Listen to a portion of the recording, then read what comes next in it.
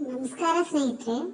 ಮಹಾಭಾರತದ ಯುದ್ಧದ ನಂತರ ಪಾಂಡವರು ಕಲಿಯುಗದ ಸ್ವರೂಪ ಹೇಗಿರುತ್ತದೆ ಎಂದು ಕೃಷ್ಣನ ಬಳಿ ಕೇಳಿದಾಗ ಕೃಷ್ಣನು 5 ವಿಚಿತ್ರ ದೃಶ್ಯಗಳ ಮೂಲಕ ಕಲಿಯುಗದ ಕಟು ಸತ್ಯವನ್ನು ವಿವರಿಸುತ್ತಾನೆ.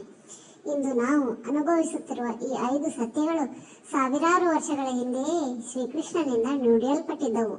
ಅವು ಯಾವುವು ಎಂದು ಈ ವಿಡಿಯೋದಲ್ಲಿ ನೋಡೋಣ. ಮಾತು, ಹಸು ಮತ್ತು ಕರು. ಹಸು ತನ್ನ ಕರುವನ್ನು ಎಷ್ಟು ಗಾಢವಾಗಿ ನೆಕ್ಕುತ್ತಿರುತ್ತದೆ ಎಂದರೆ ಕರುವಿನ ಚರ್ಮ ಸುಲಿದು ರಕ್ತ ಬರಲಾರಂಭಿಸುತ್ತದೆ.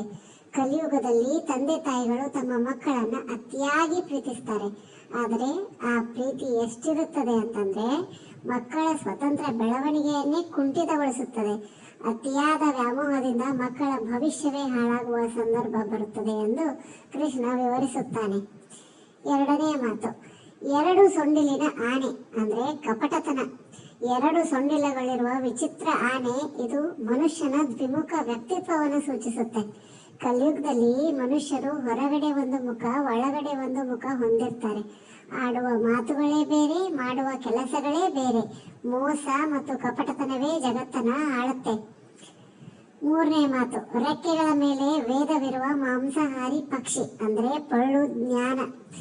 ಸಮಾಜದಲ್ಲಿ ದೊಡ್ಡ ವಿಜ್ಞಾನಿಗಳಂತೆ ಜ್ಞಾನಿಗಳಂತೆ ಕಾಣುವವರು, ಧರ್ಮದ ಬಗ್ಗೆ ಮಾತನಾಡುವವರು ಹೆಚ್ಚಿರ್ತಾರೆ. ಆದರೆ ಅವರ ನಡವಳಿಕೆ ಮಾತ್ರ ರಾಕ್ಷಸಿ ಪ್ರವೃತ್ತಿಯಿಂದ ಕೂಡಿರುತ್ತದೆ. ಜ್ಞಾನವಿದ್ದರೂ ಸದ್ಗುಣಗಳಿಲ್ಲದ ಪೊಳ್ಳು ಬದುಕನ್ನ ಇದು ಪ್ರತಿನಿಧಿಸುತ್ತದೆ. 4ನೇ ಮಾತು, 5 ಬಾವಿಗಳು ಅಂದ್ರೆ ಸ್ವಾರ್ಥ. ಶ್ರೀಮಂತರು ತಮ್ಮ ಐಷಾರಾಮಿ ಜೀವನಕ್ಕಾಗಿ, ಹಬ್ಬ ಹರಿದಿನಗಳಿಗಾಗಿ ಅಪಾರ ಹಣವನ್ನು ಖರ್ಚು ಮಾಡ್ತಾರೆ.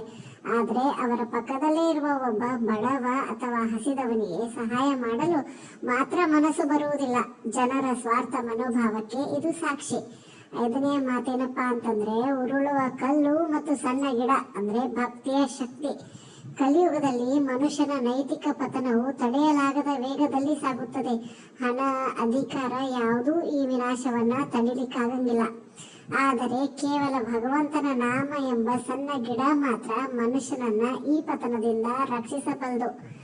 ನೋಡಿದ್ರಲ್ಲ ಸ್ನೇಹಿತರೆ, ಅಂದು ಕೃಷ್ಣ ಹೇಳಿದ ಪ್ರತಿಯೊಂದು ಮಾತು ಇವತ್ತು ಅಕ್ಷರಶಃ ನಿಜ ಆಗ್ತಿದೆ. ಈ ವಿಡಿಯೋ ನಿಮಗೆ ಇಷ್ಟ ಆದ್ರೆ ಲೈಕ್ ಮಾಡಿ ಮತ್ತು ನಿಮ್ಮ ಅಭಿಪ್ರಾಯವನ್ನ ಕಮೆಂಟ್ ಮಾಡಿ. ಇಂತಹ ಇನ್ನಷ್ಟು ಆಧ್ಯಾತ್ಮಿಕ ವಿಷಯಗಳಿಗಾಗಿ ನಮ್ಮ ಚಾನಲ್ ಅನ್ನ ಸಬ್ಸ್ಕ್ರೈಬ್ ಮಾಡಿ. ಧನ್ಯವಾದಗಳು.